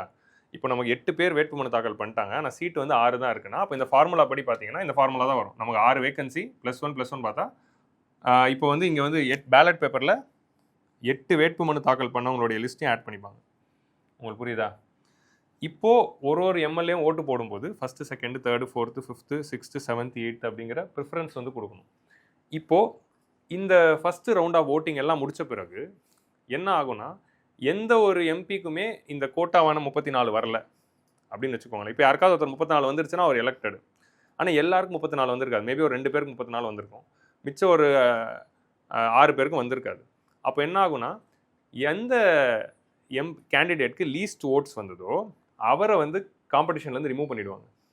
ரிமூவ் பண்ணிவிட்டு இப்போ செகண்ட் ரவுண்டு போகும். செகண்ட் ரவுண்டில் என்ன நடக்கும்னா, இப்போ இந்த ஒரு 8ஆவதாக ஒரு கேண்டிடேட் நிற்கிறாரு. 8ஆவதாக நின்ன கேண்டிடேட்டுக்கு ஒரு 25 எம்எல்ஏ ஓட்டு போட்டிருக்காங்கன்னு வைங்களேன். இந்த 25 எம்எல்ஏக்களும் தன்னோட ஓட்டில் இவரை ஃபஸ்ட்டு சாய்ஸாக வச்சுருக்காங்க. அப்போ அவங்க யாரோ ஒருத்தருக்கு செகண்ட் சாய்ஸாக வச்சுருப்பாங்கல்ல. இப்போ சின்ஸ் இவர் வந்து கம்மியான ஓட்டு வாங்கினதுனாலே ஒரு காம்படிஷன்லேருந்து போகிறாரு, இவருக்கு ஃபஸ்ட்டு சாய்ஸாக வச்சு ஓட்டு போட்டவங்க எல்லாரோட ஓட்டுமே இப்போ போயிடுச்சு. அவங்க யாருக்கெல்லாம் செகண்ட் சாய்ஸ் ஓட்டு வச்சுருந்தாங்களோ அந்த செகண்ட் சாய்ஸ் நபருக்கு அவங்க ஓட்டு வந்து இப்போ டிஸ்ட்ரிபியூட் ஆகிடும். ஸோ அப்போது அந்த மாதிரி டிஸ்ட்ரிபியூட் ஆகிறப்போ செகண்ட் ரவுண்டில் இப்போ யாருக்கெல்லாம் 34 வந்துச்சு அப்படின்னு பார்ப்பாங்க. அப்படி அவங்க 34 வந்துருச்சுன்னா அவங்கள தேர்ந்தெடுப்பாங்க. ஸோ இந்த பேட்டர்ன்லாம் நிறைய பேர் கேட்க புதுசாக இருக்கும். என்னடா இது என்னென்னமோ நம்ம பேசுகிறோமே அப்படின்னு. ஏன்னா இது நடந்தது கிடையாது இதுக்கு முன்னாடி. ஏன்னா அவங்களுக்குள்ள அண்டர்ஸ்டாண்டிங் வந்துடும். உனக்கு 2 எனக்கு 3 இவனுக்கு 1 அப்படிங்கிற பேச்சுவார்த்தையில் இருக்கிறதுனால அவங்களே கரெக்டாக வச்சுப்பாங்க. இப்போ கடைசியாக பார்த்தீங்கன்னா 2011 பார்க்குறப்போ டிஎம்கேக்கு 25 சீட்டு தான். ஆனால் அப்போ திரு கனிமொழி அவர்கள் எம்பியாக தேர்ந்தெடுக்கப்பட்டாங்க. நமக்கு எம்பியாக வரணும்னா 34 தேவை, ஆனால் 25லேயே அவங்களுக்கு வந்தாங்க. அப்போ என்ன இருக்குன்னா டிஎம்கே ஃபுல் சீட் இல்லைனாலும் அந்த ஒரு சீட் டிஎம்கே கொடுக்கலாம் அப்படிங்கிற அந்த அண்டர்ஸ்டாண்டிங் டிஎம்கேக்கு ஏடிஎம்கேக்கு இருந்தது. ஏடிஎம்கேக்கு வந்து மிச்சம் இருக்கிற 5 சீட்டு, டிஎம்கேக்கு 1 சீட்டு அப்படிங்கிற அந்த அண்டர்ஸ்டாண்டிங். அப்போ ஆக்சுவலி என்னன்னா லாஜிக்கலி ஸ்பீக்கிங் வந்து டிஎம்டிகேக்கு 1 சீட்டு போயிருக்கணும். ஆனால் டிஎம்கேக்கு ஏடிஎம்கேக்கு அண்டர்ஸ்டாண்டிங் இருந்ததுனால டிஎம்கே ஏடிஎம்கேக்குள்ளேயே அந்த 6 வந்து வச்சுக்கிட்டு டிஎம்டிகேக்கு ஒன்றுமே கிடைக்கல அந்த எலெக்ஷனை நீங்கள் எடுத்து பார்த்தீங்கன்னா. ஸோ அப்போ இந்த மாதிரி வந்து ஒரு அண்டர்ஸ்டாண்டிங்குள்ளே அது வந்து they will be going. So இதுதான் வந்து இந்த எலெக்ஷனில் இருக்க ப்ரொசீஜர். ஸோ நம்ம தமிழ்நாட்டில் சுவாரஸ்யமான ஒரு ராஜ்யசபா எலெக்ஷன் 2028 பார்க்கலாம். ஸோ அதே போல் இப்போ லோக்சபா எம்பியாக தேர்ந்தெடுக்கப்படுறவங்க அந்த எந்த தொகுதியை சார்ந்தவங்க இருக்காங்களோ அது சார்ந்த பிரச்சனைகளை வந்து லோக்சபாவில் எழுப்புவாங்க, அதற்குரிய விவாதங்களும் நடக்கும். ராஜ்யசபாவில் இப்போ எம்எல்ஏக்கள் தேர்ந்தெடுத்து அவங்கள ராஜ்யசபாக்கு அனுப்புகிறாங்க. களத்தில் இங்கே தமிழ்நாட்டில் எந்த விஷயங்களை அவங்க ஹேண்டில் பண்ணி அங்கே கொண்டு போவாங்க? ஓகே, இப்போ வந்து அதுதான் நம்ம ஆல்ரெடி டிஸ்கஸ் பண்ணது தான். இப்போ மத்திய சென்னையில் ஒரு எம்பி இருக்காங்க, திரு தயாநிதி மாறன் அவர்கள். அவர் மத்திய சென்னை எம்பி. அவர் அப்போ மத்திய சென்னை மக்களுடைய கோரிக்கைகள் எடுத்து பேசுவார். மத்திய சென்னைக்காக இப்போது அவர் வந்து பண்ணுவார். ராஜ்யசபா எம்பி வந்து ஸ்டேட்டை தான் ரெப்ரசன்ட் பண்ணுறாரு. தமிழ்நாடு ஆஸ் அ ஹோலை தான் வந்து அவங்க ரெப்ரசன்ட் பண்ணுவாங்க. தமிழ்நாடோட ஆஸ் அ ஹோல் கோரிக்கையாக தான் அவங்க வந்து பேசுவாங்க. இந்த நாமினேட்டட் எம்பி இப்போ இளையராஜா அவர்கள் இருக்கார். அவர் யாரோட கோரிக்கையாக பேச போகிறார் அப்படின்னா, nominated MP India as a whole தான், எந்த பிரச்சனைகள் வேணாலும் எடுத்து சொல்லலாம். இதுதான் அதோட ஐடியா. இப்போ சச்சின் டெண்டுல்கர் அந்த மாதிரி ஒரு நாமினேட்டட் எம்பியாக தான் நடுவில் இருந்தார். இப்போ இதுக்குள்ளே வருவோம். நீங்கள் இந்த கொஸ்டினை தாண்டி போகிறப்போ இதில் வந்து அவங்களோட அதிகாரங்களில் எம்பிஎல்இடி அப்படி எல்ஏடிங்கிற ஒரு ஃபண்ட் இருக்குது, member of parliament local area development scheme. இந்த எம்பிஎல்ஏடி ஸ்கீமுக்குள்ளே ஒவ்வொரு எம்பிக்கும் எவ்ரி இயர் 5 கோடி கொடுப்பாங்க. மினிஸ்ட்ரி ஆஃப் ஸ்டாட்டிஸ்டிக்ஸ் வந்து 5 கோடி கொடுப்பாங்க. அப்போது ஒவ்வொரு எம்பி கையிலையும் எவ்ரி இயர் 5 கோடினா அவங்களோட 5 வருஷம் பதவி காலத்தில் 25 கோடி ஃபார் லோக்சபா எம்பி. ராஜ்யசபா எம்பினா தன்னோட 6 வருஷம் பதவி காலத்தில் 30 கோடி கிடைக்கும். இந்த 5 கோடி பெர் இயரை எப்படி ஸ்பெண்ட் பண்ணணும் அப்படின்னா, இப்போ ஒரு லோக்சபா எம்பி தன்னோட தொகுதிக்கு தான் ஸ்பெண்ட் பண்ணணும். தன்னோட தொகுதியில் டெவலப்மெண்டல் ப்ராஜெக்ட்ஸ், ரோடு போடுறது, பஸ் ஸ்டாண்ட் கட்டுறது, தண்ணி கனெக்ஷன் கொடுக்கறது, டாய்லெட்ஸ் கட்டுறது, ஸ்கூல் கட்டடங்களை மேம்படுத்துவது, பிரிட்ஜு கட்டுறது, இந்த மாதிரி நம்ம வலை இது வந்து இந்த எம்பியோடைய எம்பிஎல்ஏடி ஃபண்ட்லேருந்து கட்டப்பட்டது அப்படின்னு பேனர் வைப்பாங்க, பார்த்துருக்கீங்களா? ஸோ அந்த மாதிரி தன்னோட தொகுதி மக்களுக்கு மட்டும் அவங்க வந்து செலவு பண்ணலாம். ராஜ்யசபா எம்பியோட ரூல் என்ன அப்படின்னா, தமிழ்நாட்டில் எந்த ஸ்டேட்டில் வேணாலும் எந்த டிஸ்ட்ரிக்டில் வேணாலும் செலவு பண்ணலாம். லோக்சபா எம்பி தன்னோட டிஸ்ட்ரிக்டில் தான் பண்ணுவார். ராஜ்யசபா எம்பி எந்த டிஸ்ட்ரிக்டில் வேணாலும் பண்ணலாம். 38 டிஸ்ட்ரிக்டில் எங்கே வேணால் பண்ணலாம். நாமினேட்டட் எம்பி இந்தியா ஃபுல்லாக எங்கே வேணால் பண்ணலாம். இப்போ இளையராஜா அவர்கள் தனக்கு கொடுக்கப்பட்ட 5 கோடியை இந்தியாவில் எங்கே வேணாலும் ஸ்பெண்ட் பண்ணலாம். இதுதான் வந்து ரூல்ஸு. இதில் ஸ்பெசிஃபிக் சப் ரூல்ஸ் இருக்குது. இந்த 5 கோடியில் அவங்க வந்து 7.5% ஃபண்டு வந்து எஸ்டி ஷெட்யூல்ட் ட்ரைப்ஸ் மக்கள் கூட மேம்பாட்டுக்காக ஸ்பெண்ட் பண்ணணும். அதே மாதிரி வந்து 15% ஃபண்டை வந்து ஷெட்யூல் கேஸ்ட் மக்களுடைய மேம்பாட்டுக்காக பண்ணணும். தன்னோட தொகுதியில் ஷெட்யூல் கேஸ்ட் இப்போ பொதுவாக தமிழ்நாட்டோட எல்லா தொகுதியிலும் இருப்பாங்க, ஆனால் எல்லா தொகுதியிலையும் ஷெட்யூல் ட்ரைப்ஸ் இருக்க மாட்டாங்க. அப்படி தன்னோட தொகுதியில் ஷெட்யூல் ட்ரைப்ஸ் இல்லைன்னா ஷெட்யூல் ட்ரைப்ஸ் தன்னோட ஸ்டேட்டில் எங்கே இருக்காங்களோ அங்கே செலவு பண்ணலாம். இது வந்து அந்த 7.5% அமௌண்ட் மட்டும் அது பிரதிநிதித்துவம் ஏற்ற மாதிரி கொடுத்துருக்காங்க. இல்லை அடுத்து இன்னொரு க்ரைட்டீரியா என்னென்னா, எவ்ரி இயர் வந்து ஒரு எம்பி வந்து 25 லட்சம் தன்னோட 5 கோடியில் 25 லட்சத்தை இந்தியாவில் எங்கே வேணாலும் தேசிய நலனுக்காக ஸ்பெண்ட் பண்ணலாம். தேசிய நலனுக்கும் தேசிய ஒருமைப்பாட்டுக்கும். இப்போ தமிழ்நாட்டில் வந்து இருக்கிற ஒரு எம்பி ஒரு 25 லட்சம் பெர் இயர் வந்து வேறு எந்த ஸ்டேட்டுக்கு வேணாலும் செலவு பண்ணலாம், எந்த காஸ்ட்காகவும் பண்ணலாம். அதே மாதிரி ஒரு பேரிடர், நேஷ்னல் டிசாஸ்டர் நடக்கிறப்போ தன்னுடைய 1 இயரில் வந்து அந்த 5 கோடி பணத்துலேருந்து 1 கோடி ரூபாய் வரைக்கும் அந்த பேரிடருடைய மேலாண்மைக்காகவும் இல்லை பேரிடர் இழப்பீடுகளுக்காகவும் டொனேட் பண்ணலாம். இந்த ஒரு அதிகாரம். ஸோ அப்போ வந்து ஸ்டேட்டை விட்டு கூட வெளியே ஸ்பெண்ட் பண்ணலாம் அப்படிங்கிற அதிகாரங்களும் கொடுக்கப்பட்டிருக்காங்க. அதில் தான் ஒரு இன்ட்ரெஸ்டிங் தரவுகள் வந்தது. இன்ட்ரெஸ்டிங் தரவு என்னதுன்னா, பாஜகவோட எம்பிஸ் இந்தியாவில் டோட்டலாக இருக்கிற பாஜகவோட எம்பி எல்லாருமே அந்த 20 லட்ச ரூபா பணம் இருக்குல்ல எக்ஸ்ட்ராவா, அந்த 20 லட்ச ரூபா பணம் எல்லாத்தையுமே யூபியில் மட்டும் தான் ஸ்பெண்ட் பண்ணுறாங்க. இந்தியாவில் இருக்கிற எல்லா பாஜக எம்பிஸும் அந்த 20 லட்ச ரூபா யூபிக்கு தான் போகுது. கங்கா மேம்பாட்டுக்கோ அயோத்தியாக்கோ இந்த மாதிரியான ப்ராஜெக்ட்ஸ் வந்து கட்டுறாங்க அப்படிங்கிற அந்த தரவும் நம்ம பார்த்தோம். அவுட் சைடு ஸ்டேட்டுக்கு போகலாம். ஸோ அப்போ இந்த அதிகாரம் தான் அவங்களோட பிரதிநிதித்துவத்தில் அவங்க பண்ண முடியும். இப்போ அந்த ஸ்பெண்ட் பண்ணாத பணத்தை என்ன பண்ணுவாங்க? இப்போ 5 crores இருந்தாரு. இன்னொன்று என்னென்னா, அவங்களுக்கு ஒரு எம்பிக்கான சேலரி என்ன, அவங்களுக்கான பெனிஃபிட்ஸ், அவங்க என்னெல்லாம் வசதிகள் அனுபவிக்க முடியும்? ஓகே, இப்போ இந்த ஸ்பெண்ட் பண்ணாத பணம் என்ன ஆகும் அப்படின்னா, இது நான் லேப்சபிள் ஃபண்டு தான். நான் லேப்சபிள் ஃபண்டுனா என்னதுன்னா, இப்போ அந்த 1 இயரில் அவங்க வந்து அந்த 5 crore ஸ்பெண்ட் பண்ணல அப்படின்னா அந்த 5 crore அடுத்த வருஷத்துக்கு கேரி ஓவர் ஆகும். ஸோ எந்த எம்பியும் வந்து ஸ்பெண்ட் பண்ணாமல் விட மாட்டார். தன்னோட 5 வருஷம் பதவி காலம் 6 வருஷம் பதவி காலத்துக்குள்ள நிச்சயமாக அதை ஸ்பெண்ட் பண்ணிவிடுவார். ஏன்னா அது அவருக்கு லாஸ்ட் தானே, ஏதாவது ஒரு ப்ராஜெக்ட் பண்ணிவிடுவார். ஆனால் எம்பி வந்து ஓனாக போயிட்டு ஒரு ப்ராஜெக்ட் இம்ப்ளிமெண்ட் பண்ணுறதுக்கான அதிகாரம் கிடையாது. அவங்க வெறும் வந்து சட்டம் ஏற்றுறவங்க தான். எம்பி எம்எல்ஏக்கு வந்து எக்ஸிக்யூஷன் பவர் கிடையாது. வெறும் பாராளுமன்றத்துக்கும் சட்டசபைக்கு போகிற பவர் தான். அப்போது எம்பி என்ன பண்ணலாம் அப்படின்னா, தன்னுடைய டிஸ்ட்ரிக்ட் கலெக்டர்கிட்ட ரெக்கமெண்ட் தான் பண்ண முடியும். இப்போ சென்னையில் இருக்க எம்பி சென்னையோட கலெக்டர்கிட்ட போயிட்டு எனக்கு இந்த ப்ராஜெக்ட் பண்ணுங்க, உங்களுக்கு நான் ஃபண்டிங் இங்கேருந்து தரேன் அப்படின்னு சொல்லுவார். இப்போது தூத்துக்குடி எம்பி இருக்காருன்னா, கனிமொழி இருக்காங்கன்னா, அவங்க தூத்துக்குடியோட கலெக்டர்கிட்ட போயிட்டு என்னோட தொகுதியில் இந்த ப்ராஜெக்ட் பண்ணுங்க அப்படிங்கிற ப்ரொப்போசல் கலெக்டர்கிட்ட கொடுக்கணும். கலெக்டர் தான் ஃபைனல் அப்ரூவல் கொடுக்கணும். ஸோ மோஸ்ட்லி அது எல்லாருமே அதை ஸ்பெண்ட் பண்ணிவிடுவாங்க. இதில் இன்ட்ரெஸ்டிங் ஃபீச்சர் இன்னொன்று என்னது இருக்குன்னா, அவங்க இந்த எம்ஜி நரேகா, இப்போ விபி கிராம்ஜி அந்த ஸ்கீம் ஊரக 100 நாள் வேலை திட்டத்துக்கும் இந்த ஃபண்டை வந்து டோட்டலாகவும் கொடுக்கலாம் அப்படிங்கிற அந்த ஒரு ப்ரொவிஷனும் கொண்டு வந்திருக்காங்க. அதை தாண்டி ஜென்ரலாக வந்து ராஜ்யசபா எம்பியோட சேலரி என்ன அப்படின்னு பார்த்தீங்கன்னா 1,24,000 ரூபாய், 1.24 lakhs வந்து பெர் மந்த் சேலரி டைரெக்டாக வரும்.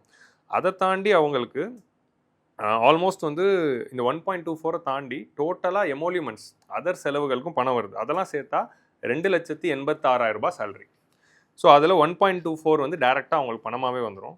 மிச்ச பணத்தில் வந்து 87,000 வந்து தொகுதியை வந்து அவங்க போகிறதுக்கு, தொகுதியில் ஆஃபீஸ் வச்சுக்கிறதுக்கு, தொகுதியில் வந்து அவங்களோட ஆக்டிவிட்டீஸ் பண்ணுறதுக்கு செலவு பண்ணிக்கலாம். பெர் மந்த் 87,000 செலவு பண்ணிக்கலாம். தொகுதியில் தன்னோட ஆஃபீஸில் ஸ்டேஷ்னரி வாங்குறதுக்கும் அங்கே வேலை செய்கிறவங்களுக்கு சேலரி கொடுக்கறதுக்கும் 75,000 ரூபாய் வந்துடும்.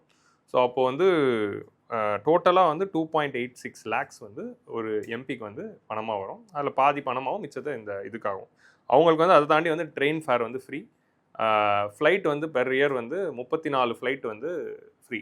34 சிங்கிள் விசிட்ஸ் வந்து எம்பி டெல்லிக்கு போயிட்டு வர்றதுக்கு செலவு பண்ணிக்கலாம்.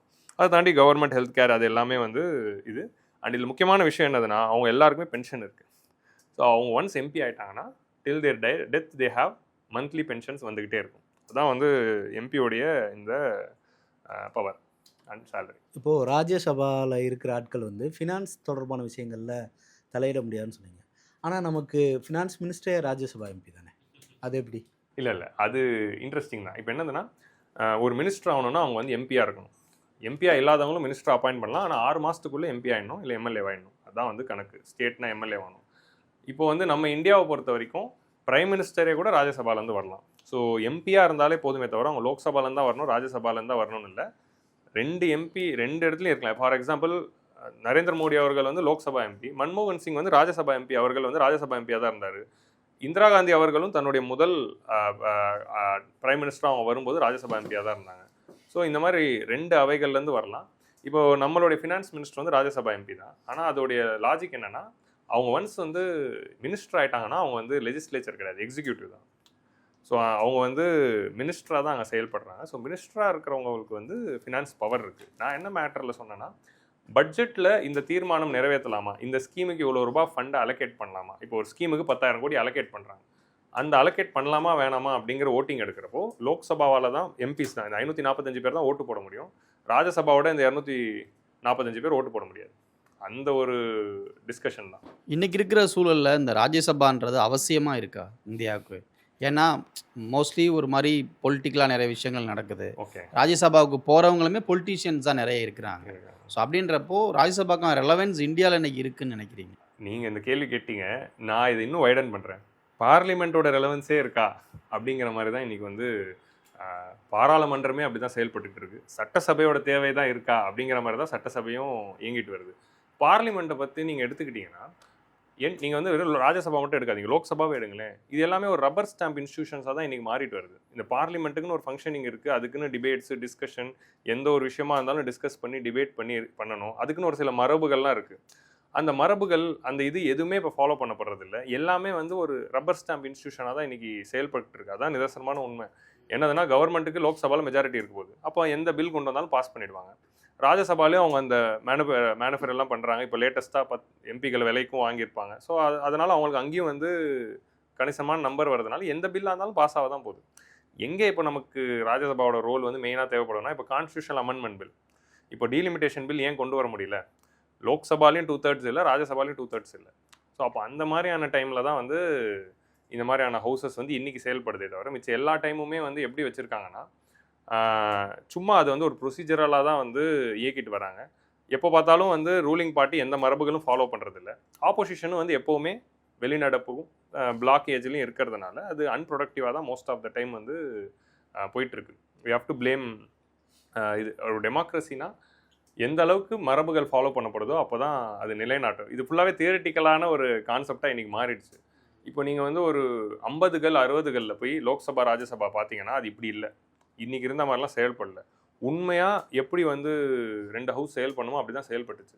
பட் இன்றைக்கி அதெல்லாமே ஒரு ஃபார்மாலிட்டியாகவும் ப்ரொசீஜராகவும் மாறிட்டு வரதுனால இந்த ஒரு கேள்வியை வந்து நம்ம எழுப்புகிறோம். ஆனால் லாஜிக்கலி ஸ்பீக்கிங் ஒரு டெமோக்ரஸிக்கு ராஜ்யசபா தேவை, மாநிலங்களோட பிரதிநிதித்துவம் தேவை. டெமோக்ரஸியாக ஒழுங்காக ஃபங்க்ஷன் ஆச்சுன்னா இது ஒரு சிறந்த இன்ஸ்டிடியூஷன். அதான் நம்ம அம்பேத்கரை தான் திரும்ப ரீகால் பண்ணோம். நான் ஒரு கான்ஸ்டியூஷன் செஞ்சு கொடுத்துட்டேன், இது நல்ல கான்ஸ்டியூஷனா கெட்ட கான்ஸ்டியூஷனா அப்படிங்கிறது நீங்கள் தான் முடிவு பண்ண போகிறீங்க. நீங்கள் நல்லவங்களை தேர்ந்தெடுத்து அமிச்சிங்கன்னா அது சூப்பராக செயல்பட போகுது. நீங்கள் தகுதியற்றவர்களை தேர்ந்தெடுத்து எம்பியாகவும் எம்எல்ஏவாகவும் அனுப்புனீங்கன்னா அது தகுதியற்ற ஒரு அவையாக தான் மாறிடும். ஸோ பவர் வந்து உங்ககிட்ட தான் இருக்குது அப்படின்னு சொல்லிட்டு அவர் போயிட்டார், மக்கள்கிட்ட பவரை கொடுத்துட்டு. ஸோ நம்ம மக்கள் நல்ல ராஜ்யசபா நல்லபடியாக செயல்படணும்னா சரியான ஆளுங்களை தேர்ந்தெடுத்து அனுப்பணும். இன்னொரு கொஸ்டின் வந்து என்னென்னா, இப்போது தாவேகா தங்களுக்கு வந்த ஒரு வாய்ப்பை காங்கிரஸுக்கு கொடுத்துருக்குறாங்க. அப்படி கொடுக்குறப்போ அவங்களுடைய சப்போர்ட்டர்ஸ்லாம் வந்து இது ஒரு நல்ல வாய்ப்பு, ஏன் காங்கிரஸுக்கு கொடுத்தீங்க அப்படின்னும், இல்லை அலையன்ஸில் இருக்கிறதுனால அப்படின்ற ஒரு 2 விதமான பார்வை போகுது. இப்போ தாவேகா இப்படி ஒரு வாய்ப்பை வந்து இன்னொரு பார்ட்னருக்கு கொடுத்ததுனால அவங்களுக்கு ஏதாவது இழப்பு இருக்கா? இல்லை ஒரு பார்ட்டிக்கு ஏன் இந்த மாதிரியான ஒரு எம்பி முக்கியம்? அதுவும் ஒரு ஃபஸ்ட் டைமாக ஒரு ஒரு ஆட்சிக்கு வந்த கட்சிக்கு டெல்லியில் ரெப்ரசன்டேஷன் அப்படின்றது முக்கியம் தானே. அப்போது இது ஏன் அவசியம் அப்படின்னு இப்போது நிச்சயமாக வந்து நானும் வந்து தாவேகா தன்னோட எம்பியை தான் அனுப்புவாங்க. ஏன்னா இப்போ தான் வந்திருக்காங்க, அவங்களுக்கு நிச்சயமாக டெல்லியில் ஒரு குரல் தேவை ஃப்ரெஷ் கட்சிக்கு. ஸோ அப்போது டெல்லியில் ஒரு தாவேகா எம்பி போயிருந்தாருன்னா தாவேகாவோட ஒரு ஃபேஸாக இருந்து தாவேகாவோட கொள்கைகள் பற்றியும் தமிழக அரசோட பிரதிநிதி. இப்போ நீங்கள் தாவேகாவோட எம்பி வந்து வெறும் வந்து தாவேகாவோட ரெப்ரசன்டேட்டிவ் இல்லை, இன்றைக்கி அவங்க ஆளும் கட்சியோட பிரதிநிதியாக இருந்து ஒரு குரலாக இருந்திருப்பார். பட் அந்த வாய்ப்பை தாவேகா இழந்துருச்சு தான். பட் கூட்டணி தர்மம் அப்படின்னு சொல்லி கூட்டணியில் அவங்களோட டீலிங் பேஸ் பண்ணி இருக்கிறதுனால இப்போ டிஎம்கேவும் மக்கள் நீதி மையமுக்கும் தேசிய முற்போக்கு திராவிட கழகத்துக்கும் ஒரு டிக்கெட் கொடுத்தாங்க. வைகோ அவர்களுக்கு ஒரு சீட்டு கொடுத்தாங்க. அதிமுக வந்து அன்புமணி அவர்களுக்கும் ஜி.கே. வாசன் அவர்களுக்கும் கொடுத்தாங்க. அந்த கணக்கு தான். அந்த கணக்கில் இவங்களோட டீலிங்கில் ஒரு ராஜ்யசபா சீட் இருந்ததுனால அதை அவங்களுக்கு கொடுத்துருக்காங்க. அதே மாதிரி இப்போது நம்ம ராஜ்யசபாவில் பார்க்கும்போது நிறைய முறை நம்ம அந்த கூட்டங்களை பார்த்தோன்னா திருச்சி சிவா மாதிரியான ஆட்கள் அடிக்கடி பேசுகிறத பார்க்க முடிகிறது. இந்த பேசுகிறதுக்கு ஏதாவது விஷயங்கள் இருக்கா? இவங்க தான் பேசணும், இவ்வளோ நேரம் பேசணும், அப்படி எதுவும் இருக்கா? இல்லை அது எதன் அடிப்படையில் முடிவு பண்ணுறோம்? இருக்கு. அதாவது என்னதுன்னா, அதாவது ஒரு அன்னைக்கு ஒரு அஜெண்டா இருக்குன்னா லோக்சபா ராஜ்யசபா ரெண்டுத்தோட அஜெண்டாவும் வந்து அதுக்குன்னு அஜெண்டாவுக்கு ஒரு கமிட்டி இருக்குது. பார்லிமெண்ட்ரி அஃபேர்ஸ்னு ஒரு தனி கமிட்டி இருக்கும். அதே மாதிரி பிஸ்னஸ் அட்வைசரி கமிட்டி அப்படிங்கிற ஒரு கமிட்டி இருக்கும். அவங்க தான் வந்து முடிவு பண்ணுவாங்க, இன்றைக்கி லோக்சபாவோட அஜெண்டா என்ன, ராஜ்யசபாவோட அஜெண்டா என்ன, எந்த பில் கொண்டு வர போகிறோம், யார் பேச போகிறா. கேள்வி நேரம் இருக்கும். கேள்வி நேரத்தில் யாரெல்லாம் கலந்துக்க போகிறா. காலிங் அட்டென்ஷன் இது இருக்கும். 0 ஹவர் இருக்கும், கொஸ்டின் ஹவர் இருக்கும். 0 ஹவரில் வந்து யாரெல்லாம் கேள்வி வைக்க போகிறா எல்லாமே வந்து அஜெண்டா செட் பண்ணி ஃபுல் ஷெடியூலில் தான் அது போகும். பொதுவாக வந்து பார்லிமெண்ட்ரி கன்வென்ஷன் மரபு என்ன அப்படின்னா, எந்த ஒரு பில் வந்தாலும் அனைத்து கட்சியிலிருந்தும் ஒருத்தர் பேசுகிறத வந்து ஃபில்அப் பண்ணுவாங்க. எந்த ஒரு பில் வந்தாலும் அன்னைக்கு பார்லிமெண்ட்டில் யாரெல்லாம் பிரதிநிதியாக இருக்காங்களோ, எந்தெந்த கட்சிகள் பிரதிநிதித்துவம் பெற்றிருக்கோ அனைத்து கட்சியிலேருந்து ஒருத்தர் பேசுவாங்க. அந்த ஒருத்தரை ஃபில்அப் பண்ணிவிட்டு எக்ஸ்ட்ராவாக இன்னும் டைம் இருக்கா, அப்போது based on their power strength அந்தந்த கட்சிகளுக்கு டைம் அலோகேட் பண்ணி சீட்ஸ் கொடுப்பாங்க. ராஜ்யசபாவில் திமுகவுடைய தலைவராக இருக்கிறது வந்து திருச்சி சிவா அவர்கள் தான். அப்போது திமுக சார்பாக என்றைக்குமே அவரே வந்து எல்லா இஷ்யூஸும் கொண்டு வரார். அண்ட் அவர் வந்து ஒரு வெரி ப்ரொடக்டிவ் எம்பி. அவர் கொண்டு வந்த ஒரு முக்கியமான பில் திருநங்கைகளுக்கான டிரான்ஸ்ஜெண்டர் பர்சன் ரைட்ஸ் பில் அவர் தான் ஃபஸ்ட்டு கொண்டு வந்தார். அதுக்கு ப்ரைவேட் மெம்பர் பில்லாக கொண்டு வந்து அதுக்கப்புறமா தான் அது கவர்மெண்ட் பில்லாக மாறி ஃபைனலாக பாஸ் ஆச்சு. ஸோ அந்த மாதிரி தான் அது வந்து நடக்கும். இப்போ ரீசெண்டாக நடந்த டீலிமிட்டேஷன் பில் கூட எடுத்துக்கோங்க, எல்லா கட்சி தரப்பு ஆளுங்களும் பேசியிருப்பாங்க. இப்போது கட்சியோட நம்பர் அண்ட் சைஸ் பெருசாக இருக்கிறப்போ அவங்களுக்கு எக்ஸ்ட்ராவாக ஸ்பீக்கிங் டைம் கிடைக்கும். ஸோ இது வந்து அந்தந்த ஸ்பீக்கரும் சேர்மனும் முடிவு பண்ணுறது தான்.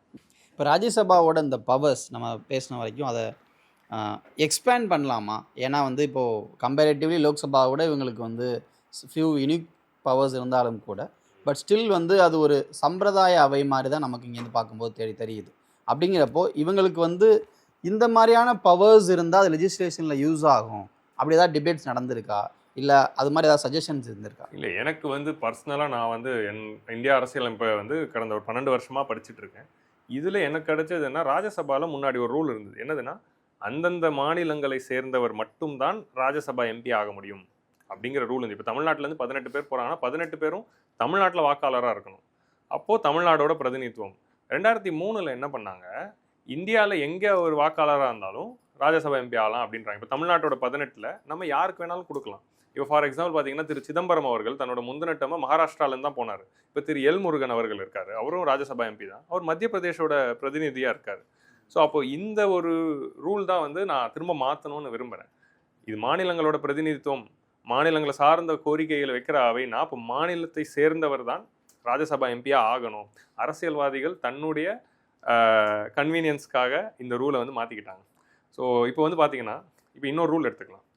ஒரு எம்பி வந்து ஏன் 2 தொகுதியில் நிற்கணும், ஒரு எம்எல்ஏ ஏன் 2 தொகுதியில் நிற்கணும்?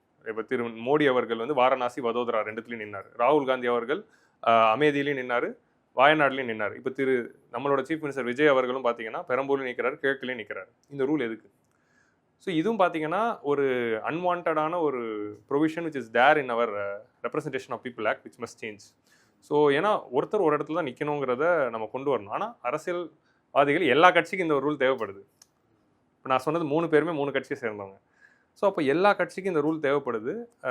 தன்னுடைய தலைவர் தோக்கக்கூடாது அப்படின்னா பேக்கப்புக்கு இன்னொரு சீட்டில் நிற்கணும் அப்படிங்கிற அந்த ஒரு தேவை. அதனாலே என்ன ஆயிடுதுன்னா, இந்த ரூலை மாற்றாமலே இருக்காங்க. அப்போது நிச்சயமாக இந்த ஒரு ரூல் சேஞ்ச் கொண்டு வரணும். தமிழ்நாட்டை அந்த மாநிலத்தை சேர்ந்தவர் தான் மாநிலங்களவை உறுப்பினராக முடியும் அப்படிங்கிற ஒரு ரூல் வந்து நமக்கு தேவைப்படுது. அதை தாண்டி மாநிலங்களவைக்கு கான்ஸ்டியூஷனலி செட்டப்பில் பார்த்தீங்கன்னா, அதுக்கு என்ன பவர் கொடுக்கணுமோ அந்த பவர் தான் கொடுத்துருக்காங்க. அது கரெக்டாக இருக்குது. ஆக்சுவலி மாநிலங்களவை தனக்கு கொடுக்கப்பட்ட பவர்ஸை பேஸ் பண்ணி ஒழுங்காக செயல்பட்டாலே போதும். அது ஒழுங்காக செயல்பட்டாலே அது டெமோக்ரஸியாக இயங்கினாலே எல்லாமே சரியாக இருக்கும். அது டெமோக்ரஸியாக இயங்காமல் போகும்போது தான் இது வந்து தேவையற்ற ஒரு அவையாவோ பவர் கம்மியாக இருக்கோ அப்படிங்கிற கேள்வி வந்து வருது. முதல்ல எனக்கு என்னைக்குமே ஒரு ஆதங்கம் இருக்கும், ஏன் 100% அட்டண்டன்ஸ் இல்லை? உங்களுக்கு ஒன்று புரியுதா? ஏன் காலியாக இருக்குது சேரலாம்? ஏன் காலியாக இருக்குன்னா, எம்பியே வந்து அட்டன் பண்ண மாட்டாங்க. எதுக்கு அது ஏன் நம்ம யாருமே கேள்வியாகவே எழுப்புறது இல்லை அப்படிங்கிறத நம்ம பார்க்குறோம். என்ன கேட்டிங்கன்னா, இந்த எம்பிங்களுக்கு இந்த லோக்சபா ராஜ்யசபா அட்டன் பண்ணுறதோட வேறு என்ன வேலை இருக்கும்? வேறு என்ன வேலை இருக்கணுன்ற? நம்ம எவ்வளோ லட்சங்கள் செலவு பண்ணுறோன்னு இப்போ தான் நான் சொன்னேன், எத்தனை கோடிகள் கொடுக்குறோன்னு இப்போ தான் சொன்னேன், எல்லாம் நம்ம பணம். ஆனால் ஏன் வந்து உங்களால் ஒரு 95% அட்டண்டன்ஸ் கூட மெயின்டைன் பண்ண முடியல? ஏன் வந்து நீங்கள் கேள்வி நேரத்தில் ஒரு கேள்வி கூட கேட்குறது இல்லை? அந்த ஒரு ஆதங்கம் தான் எனக்கு இருக்குது. அதெல்லாம் இருந்து இப்போது அட்டண்டன்ஸ் எல்லாம் இப்போ நேரு காலத்தில் பார்த்தீங்கன்னா 100% அட்டண்டன்ஸ், பிரைம் மினிஸ்டரே 100% அட்டண்டன்ஸ் மெயின்டைன் பண்ணார். ஸோ அப்போ அந்த மாதிரி சிஸ்டம் ஏன் இன்னைக்கு இல்லை? எல்லா எம்பிக்களும் ஃபுல்லாக இப்போ வந்து சட்டசபையில் இப்போ நீங்கள் லோக்சபாவோட 100% ஃபுல்லஸ்ட் அட்டண்டன்ஸ், 100% இல்லாமல் ஃபுல்லஸ்ட் அட்டண்டன்ஸ் எப்போ பார்த்தீங்கன்னா டீலிமிட்டேஷன் அப்போ பார்த்தோம். ஏன்னா 2/3 நம்பர் வரணுங்கிறதுனால எல்லா கட்சியும் கொறடால ஆர்டர் பண்ணி எல்லாரையும் வர வச்சாங்க. அப்போது அந்த மாதிரியான டைமில் மட்டும்தான் 100% அட்டண்டன்ஸ் இருக்குது. ரெகுலேஷன்ஸ் இல்லை. அதாவது என்னதுன்னா, 60 நாளைக்கு மேலே லீவ் எடுக்கக்கூடாது, வித்தவுட் பர்மிஷன். வித் பர்மிஷன் எடுத்துக்கலாம். இதுதான் ரூல்ஸு. இப்போ நமக்கு வந்து 75% அட்டண்டன்ஸ் இல்லைன்னா அரியர் போடுறாங்களா காலேஜில்? ஒரு காலேஜ் ஸ்டூடெண்ட்டுக்கு அது ஒரு ஆதங்கம் இருக்குல்ல, அவங்களுக்கே அந்த மாதிரி ஒரு ரூல் இல்லை. 75% அட்டண்டன்ஸ் இல்லைன்னா எம்பி பதவி போயிடும். இந்த மாதிரி ஏதாவது ஒன்று வைக்கணும். நம்ம வந்து நிச்சயமாக அட்டண்டன்ஸ் என்ஷோர் பண்ணணும். எம்பிக்கள் வந்து டிபேட்ஸில் கலந்துக்கிறாங்களா இல்லையான்னு கேள்வி கேட்குற விஷயம் வந்து நமக்கு தெரியணும். நம்ம ஏன் அதெல்லாம் தெரியாமல் இருக்கோம்னா, இப்போ இந்த வீடியோ பார்க்குற நிறைய பேருக்கு இப்போ தான் ராஜ்யசபாவில் இவ்வளோ என்னென்ன இருக்குன்னே தெரிஞ்சிருக்கும். அவேர்னஸ் இல்லை தான். ஸோ அரசியலில் இப்படி ஒன்று இருக்குது, லோக்சபாக்கு இது ஒன்று இருக்குது, அவங்க எல்லாரும் போகணும் பார்க்கணும் அப்படிங்கிற அந்த அவேர்னஸ் வரும்போது தான் கேள்வி கேட்க ஆரம்பிப்பாங்க. இப்போ நம்ம ஒரு இன்ட்ரெஸ்டிங்காக ஒன்று சொல்லணும்னா, இப்போ தான் தமிழக மக்கள் சட்டசபையெல்லாம் பார்க்குறாங்க. இந்த லேட்டஸ்ட் ட்ரெண்டுக்கு அப்புறம் சட்டசபை இல்லை 3 நாளுமே வந்து டிஆர்பி வந்து பயங்கரமாக இருந்துச்சுன்னு நான் கேள்விப்பட்டேன். ஸோ அப்போது அட்லீஸ்ட் இந்த மாதிரியான ஆப்பர்ச்சுனிட்டிஸில் சட்டசபைனா என்ன, எம்எல்ஏனா என்ன, எம்பினா என்னன்னு மக்கள்லாம் கலந்து தெரிஞ்சுக்கிட்டு அவங்கள கேள்வி கேட்குற இடத்துல போகணும். அதுக்கு அவேர்னஸ் தான் முக்கியம். அதுக்கு நான் டிபேட் சேனலுக்கு பாராட்டுறேன். இந்த மாதிரி ஒரு டாப்பிக்கில் ஒரு ஷோவை நீங்கள் டிசைட் பண்ணி என்னை கூப்பிட்டு பேச வச்சுருக்கிறதுக்கு இந்த மாதிரியான முன்னெடுப்புகள் தான் எடுக்கணும். இப்போது இப்போ நமக்கு வந்த ராஜ்யசபா சீட்டே பார்த்தோம்னா, சிவி சண்முகம் ஆல்ரெடி பதவியில் இருக்கிறாரு. அவர் இன்னொரு பதவிக்கு ஆசைப்பட்டு இங்கே வந்து கண்டெஸ்ட் பண்ணி தான் இந்த பதவியை ரிசைன் பண்ணுறாரு. ஸோ அப்படிங்கிறப்போ நம்மக்கிட்ட தான் ரெக்கவரி ஐடியாஸ்லாம் இருந்துச்சா? ஏன்னா ஒரு பதவியில் அவர் இருக்கும் பொழுது இன்னொரு பதவிக்கு வர வேண்டிய அவசியம் இல்லை. ஆனால் அதுக்கான வாய்ப்பை அரசியலமைப்பு கொடுக்குது. ஸோ அதனால் வர்றாரு. அப்படிங்கிறப்ப இப்போ தேவையில்லாமல் எலெக்ஷன் நடக்க போகுது. இப்போ இதெல்லாம் நம்ம எப்படி ரெக்கவர் பண்ணுறது? அதை பற்றிய டிபேட்ஸ் இருக்கா? அதெல்லாம் நிச்சயமா அதுக்கு தான் சேஞ்சஸ் கொண்டு வரணும். இப்போ என்னன்னா இப்போ பார்த்தீங்கன்னா அதான் சொன்னல 2 தொகுதியில் நிற்கிறதே அலோவ் பண்ணக்கூடாது. அதே மாதிரி வந்து இந்த மாதிரி நடக்கிறப்போ பை எலெக்ஷன்ஸ்லாம் வருது. பட் என்ன ஆயிடுதுன்னா அது உரிமை கான்ஸ்டியூஷனே கொடுத்துருக்கறதுனால நிற்கிறோம் அப்படிங்கிற மாதிரி ஆயிடுது. நிச்சயமா இதுக்கெல்லாம் ரெகுலேஷன்ஸ் கொண்டு வரணும். இப்போ உங்களுக்கு வந்து கேள்வி தான் எல்லாருக்கும் இருக்கு. ஏன் அதெல்லாம் வர்றது இல்லைன்னா இந்த ஒரு ரூல் எல்லா கட்சிக்கும் தேவை. இது காங்கிரஸுக்கும் தேவைப்படுது, பிஜேபிக்கும் தேவைப்படுது, டிஎம்கேக்கு தேவைப்படுது, ஏடிஎம்கே, டிவிக்கே எல்லாருக்கும் தேவைப்படுது. அதனால யாருமே அது ஒரு கேள்வியாக எழுப்பல. நம்ம எல்லாம் அவேர் ஆகி இதை ஒரு கோரிக்கையாக வச்சு கேள்வியை எழுப்பும் போது தான் இது வந்து ஒரு தேசிய லெவல் பிரச்சனை. இப்போ யார் வந்து மாநிலங்களவை எம்பி இந்த மாநிலத்தை தான் சேர்ந்தவராக இருக்கணும்னு மக்கள் கேள்வி எழுப்புறோமா? இல்லை. அதனால அது ஒரு கேள்வி பொருளாகவே இல்லை. எதிர்கட்சியும் பேசலை. ஏன்னா அவங்களுக்கு அந்த ரூல் தேவைப்படுது. உங்களுக்கு புரியுது? அப்போ தானே சிதம்பரம் அவர்களை மகாராஷ்டிராலேருந்து அனுப்ப முடியும். ஸோ அப்போது வந்து எல் முருகன் அவர்களை மத்திய பிரதேஷ்லேருந்து அனுப்ப முடியுது. ஸோ அப்போ அதனாலே யாருமே கேட்கறது இல்லை. இப்போ இந்த லோக்சபாவில் வந்து அவங்க கட்சி நடவடிக்கை மேலே எடுத்தால் தகுதி நீக்கம் பண்ணுறாங்க. கட்சியோட தகுதி அதே மாதிரி ராஜ்யசபாவில் பண்ண முடியுமா? ஏன்னா இப்போ ஓட்டு போட்டு 35-34 எம்எல்ஏ ஓட்டு போடுறாங்க. அது நடவடிக்கை பாயுமா? ஆக்சுவலி இது ஒரு இன்ட்ரெஸ்டிங் கொஸ்டின். ராஜ்யசபாவில் கொறடா சிஸ்டம் இருக்குதான். ராஜ்யசபாலையும் அந்த எம்பி வந்து ஒரு பில் வரும்போது என்ன கட்சி தலைமையில் ஆணையிட்டிருக்கோ அதுக்கு தான் ஓட்டு போடணும்னு இருக்குது. அது ராஜ்யசபா அஃபேர்ஸில் ஆன்டி டிஃபெக்ஷன்லாம் வரும். அவங்கள கட்சி தாவலில் எடுக்கலாம். பட் இந்த எலெக்ஷனுக்கு கட்சி தாவல் சட்டம் அமலுக்கு வராது. இந்த 34 இப்போ ராஜ்யசபா எலெக்ஷன் 2028 தமிழ்நாட்டில் நடக்குதுன்னு வைங்களேன். அது எப்படின்னா ஓப்பன் பேலட் சிஸ்டம். ஓப்பன் பேலட்னா என்ன அப்படின்னா ஒரு எம்எல்ஏ வந்து யாருக்கு ஓட்டு போடுறார் அப்படிங்கிறத ஓட்டு போட்டுட்டு அந்த ஆர்டர் போடுறாருன்னு சொன்னல இதை வந்து கட்சியோட கொறடா கிட்ட காட்டணும். நான் பாரு இந்த ஆர்டரில் தான் போட்டிருக்கேன்னு காட்டிட்டு தான் ஓட்டு போடணும் அப்படிங்கிறது ரூல் இருக்குது. ஏன்னா இந்த கிராஸ் ஓட்டிங் இருக்கக்கூடாது அப்படிங்கிறதுக்காக. ஆனால் இப்போ அப்படி வச்சுக்கலாம். இப்போ அதிமுகவோட ஒரு எம்எல்ஏவோ இல்லை டிஎம்கேவோட எம்எல்ஏவோ கிராஸ் ஓட்டிங் பண்ணுறாரு, இல்லை தாவேக்காவோட எம்எல்ஏ கிராஸ் ஓட்டிங் பண்ணிட்டாரு. இந்த ராஜ்யசபா எலெக்ஷனில் கிராஸ் ஓட்டிங் பண்ணிட்டாருன்னா ராஜ்யசபா எலெக்ஷனுக்கு கட்சி தாவல் சட்டம் வராது. ஏன்னா இங்கே வந்து அது ஓட்டிங் ப்ராசஸ். ஓட்டிங்கிறது தனிநபரோட உரிமையாயிடுது. அது எம்எல்ஏவோட டிஸ்கிரிஷன் ஆகிடுதே தவிர கட்சியோடைய டிஸ்கிரிஷன் கிடையாது. ஸோ அப்போ அவை நடவடிக்கைகளில் தான் கட்சி சார்ந்து ஓட்டிங் பண்ணணும் அப்படிங்கிறதுனால கட்சி தாவல் சட்டம் வரும். இங்கே வந்து எலெக்ஷனுங்கிறதுனால இண்டிவிஜுவல் தான் ஓட்டர். ஸோ அப்போ ஓட்டிங் ரைட்ஸ்ன்னு ஆகிறப்போ இங்கே கட்சி தாவல் சட்டம் வராது. என்ன நடக்கும்னா இப்போ காட்டுறாரு ஒரு தாவேக்கா எம்எல்ஏ வேறு கட்சிக்கு போட்டிருக்காரு, டிஎம்கே எம்எல்ஏ வேறு கட்சிக்கு போட்டிருக்காருன்னா கட்சி தாவல் சட்டத்தில் அவர் எடுக்க முடியாது. திமுக கட்சியிலேருந்து நீக்கலாம், ஆனால் எம்எல்ஏ பதவி போகாது. இல்லை அது மட்டும் இல்லை சார். இப்போ ராஜ்யசபா எம்பியாக தேர்ந்தெடுக்கப்படுறாங்களே, இப்போ காங்கிரஸ்லேருந்து கிறிஸ்டோபர் அவர்களை திமுக ஆதரவு தெரிவித்தாங்க. இப்போ கூட்டணி மாறிட்டாங்க. இதனால திமுக அங்கே தகுதி நீக்கம் பண்ண வாய்ப்பு இருக்கா? ராஜ்யசபாவில் முறையிடலாமா? அப்படி முறையிட முடியாது. ஏன்னா அது ஒன்ஸ் நடந்துருச்சு. அதாவது அன்னைக்கு நடக்கிறப்போ என்னவோ அதுதான். அதுக்கப்புறம் கட்சிகள் என்னவா வேணாலும் மாறலாம். அதனால் அதை அப்போ பண்ண முடியாது. இப்போ நீங்கள் எந்த ஆங்கிளில் யோசிக்கலாம். இப்போ ராஜீவ் சட்டா ஆம் ஆத்மி கட்சியோடைய எம்பி, ராஜ்யசபா எம்பி தான், பாஜகவில் போய் இணைந்தார். இப்போ அவர் மேலே கட்சி தாவல் சட்டம் போடலாமா அப்படின்னா அதில் கட்சி தாவல் சட்டத்தில் ஒரு லூப் ஹோல் இருக்குது. 2/3 ஆஃப் தி எம்பி ஒரு கட்சியிலேருந்து இன்னொரு கட்சியில் போய் சேர்ந்துட்டா கட்சி தாவல் சட்டம் வராது அப்படிங்கிற அந்த லூப் ஹோல் இருக்கிறதுனால தான் என்ன ஆச்சுன்னா ஆம் ஆத்மிக்கு 10 எம்பி இருக்காங்களா, அப்போ 2/3 வரணும்னா 7 எம்பி. 7 எம்பியாக போய் சேரும்போது என்ன ஆயிடுதுன்னா 2/3 போயிட்டாங்க, அப்போ கட்சி தாவல் சட்டம் வராதுங்கிறதுனால அவங்க மேலே ஆக்ஷன் எடுக்கல. ஸோ அப்போ இந்த ஒரு லூப் ஹோலை பயன்படுத்திக்கிறாங்க. அந்த 245 சீட்டு வந்துட்டு மக்கள் தொகையை பேஸ் பண்ணியிருக்குமா, இல்லை வந்து ஸ்டார்டிங்லேருந்தே அந்த இதே சீட் தான் மெயின்டைன் பண்ணியிருக்கோம்? மக்கள் தொகை பேஸ் பண்ணி தான். நம்ம அந்த டீலிமிட்டேஷனோட லிங்க் பண்ணோம்னா 1971 ஃபைனலைஸ் பண்ணது தான். அன்னைக்கு என்ன பாப்புலேஷன் இருந்ததோ அன்னைக்கு தமிழ்நாட்டுக்கு 18, வெஸ்ட் பெங்காலுக்கு 16, யூபிக்கு 31 ஃப்ரீஸ் பண்ணாங்கல்ல, அந்த ஃப்ரீஸாக இருக்குது. இப்போ திரும்ப டீலிமிட்டேஷன் பண்ணி மாற்றணும்னா மாற்றலாம். பட் டீலிமிட்டேஷனுங்கிற கான்செப்ட் வந்து லோக்சபாக்கு தான் வரும்.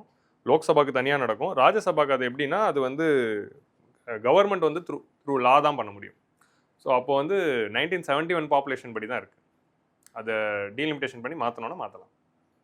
இன்றைக்கி இருக்கிற பாப்புலேஷன் படி மாற்றினா தமிழ்நாடோட சீட் குறையும். இப்போ அதே மாதிரி கான்ஸ்டியூஷன் இப்போ நம்ம வந்து பிகின் பண்ண நாள்லேருந்து இப்போ வரைக்கும் வந்திருக்க அப்டேட்ஸ்லாம் இருக்குல்ல, இதெல்லாம் எவ்வளோ பண்ணியிருப்பாங்க? அது வந்து ஃபுல்லாக நம்ம பாசிட்டிவாக போதா, இல்லை வந்துட்டு அந்த அப்டேட்ஸுமே வந்துட்டு அந்த கான்ஸ்டியூஷனில் இருக்க ரூல்ஸ் படி தான் நடந்துகிட்ருக்கா?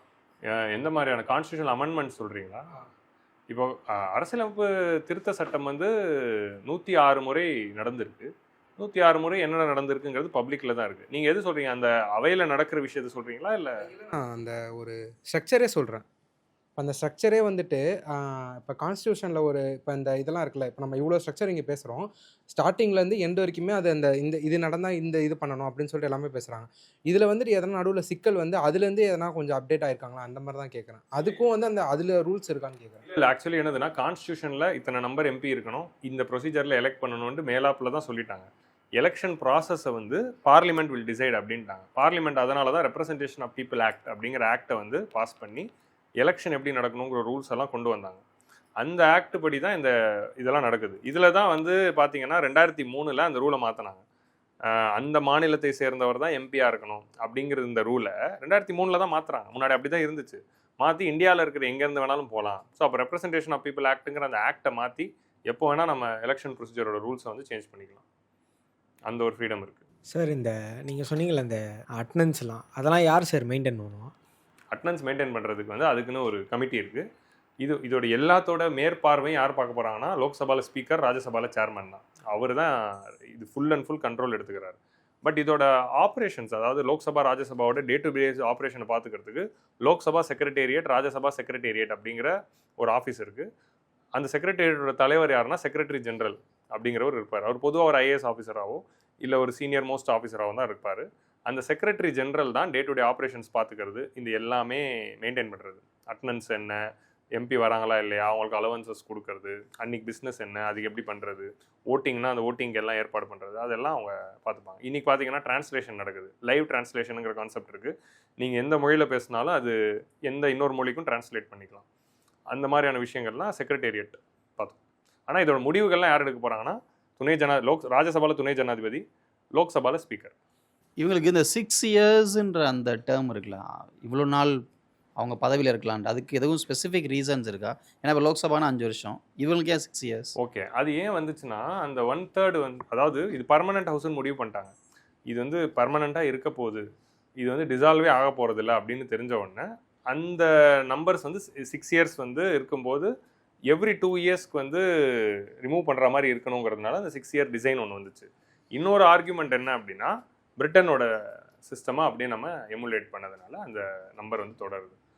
ஸோ ஃபஸ்ட்டு 1928 நேரு ரிப்போர்ட்லலாம் பார்த்தீங்கன்னா லோக்சபாக்கே 6 4 இயர்ஸ், ராஜ்யசபாக்கு 7 இயர்ஸுங்கிற மாதிரி தான் பிளான் பண்ணியிருப்பாங்க 1928.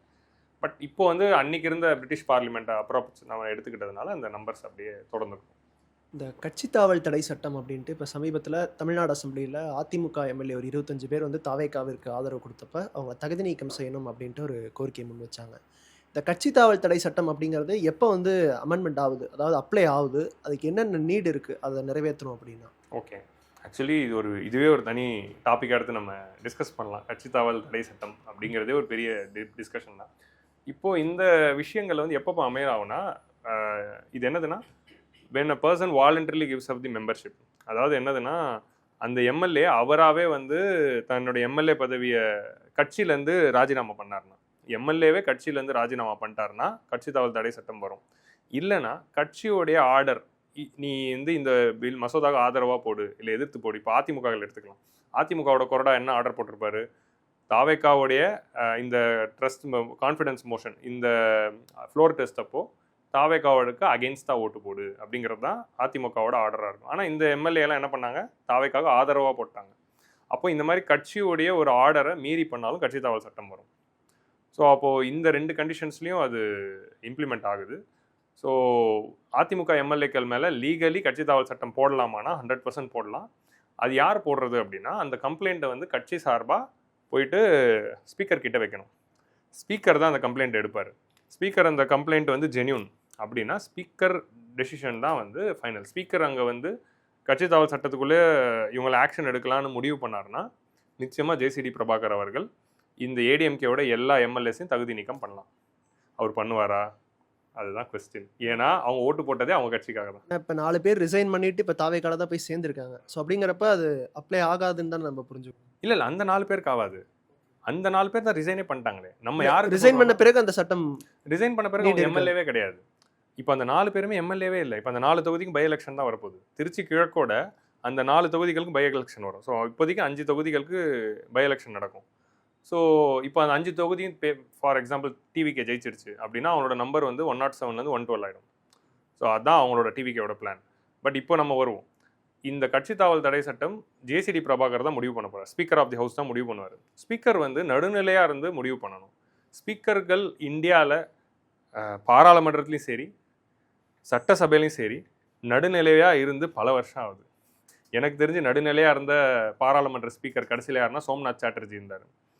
கம்யூனிஸ்டோட ஸ்பீக்கராக இருந்தார் UPA 1ல். அவருக்கு அப்புறமா ஒரு நியூட்ரல் ஸ்பீக்கரை நான் பார்க்கல. தமிழக சட்டசபையில் எனக்கு தெரிஞ்சு நியூட்ரல் ஸ்பீக்கர் வந்து தெரில எப்போ இருந்தாங்கன்னு எனக்கு என்னோட நினைவில் இல்லை. அப்படி ஒரு நியூட்ரல் ஸ்பீக்கரை நான் பார்த்ததே இல்லை. ஜேசிடி பிரபாகரும் விதிவிலக்கு இல்லை. ஆனால் லீகலி பார்த்தீங்கன்னா இந்த CV சண்முகம் தலைமையில் இருக்கிற அந்த அனைத்து MLAக்கள் மேலேயும் கட்சி தாவல் சட்டம் இம்ப்ளிமெண்ட் பண்ணி கட்சியிலேருந்து பதவி எடுக்கலாம். லீகல் ப்ரொவிஷன் லீகலி கரெக்ட் தான். ஆனால் எடுக்க மாட்டாங்க. ஏன்னா அவங்க ஓட்டு போட்டதே அவங்களுக்கு தான். இந்த ராஜ்யசபாவை பற்றி இந்த டிஸ்கஷனில் கலந்துக்கிட்டதே எனக்கு வாய்ப்பு கொடுத்த டிபேட் யூடியூப் சேனலுக்கும் டிபேட்டோட நேயர்களுக்கும் நன்றி.